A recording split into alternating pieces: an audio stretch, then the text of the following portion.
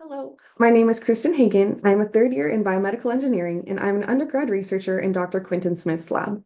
For my UROP, I studied a vessel-on-a-chip microfluidic device for modeling blood vessel vasculature under diabetic conditions. Diabetes is primarily associated with dysregulation of blood glucose levels. Many people might not know that it also causes major cardiovascular dysfunction.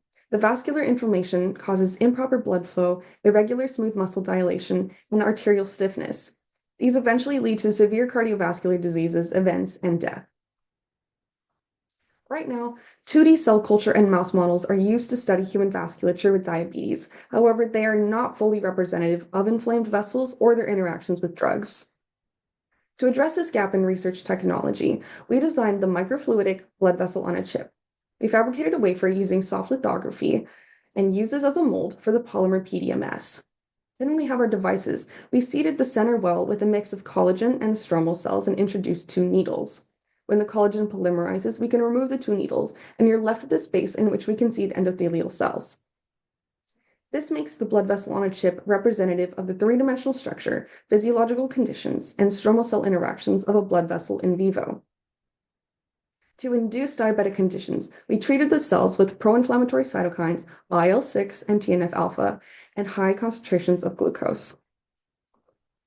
In order to test that our blood vessels are behaving the same as a blood vessel with diabetes in vivo, we used PCR analysis to look for inflammatory marker of regulation.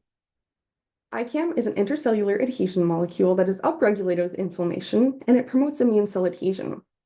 IL-6 is a secreted cytokine, where higher secretion indicates inflammation and oxidative stress.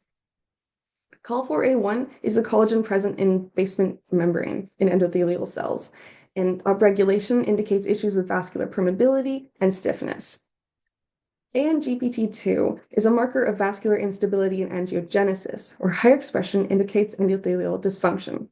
Compared to a control, all of these were shown to be upregulated in the diabetic blood vessels on a chip, which means it's behaving as expected with diabetes.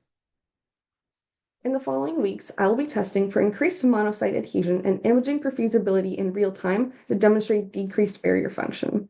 I will also be administering the drug empagliflozin, which is known to reduce arterial stiffness and increase shear wall stress. I will quantify and analyze this data to demonstrate that the blood vessel on a chip mimics the behavior of a blood vessel with diabetes in vivo and responds to drugs appropriately. I would mean it can later be used for drug development studies. Thank you.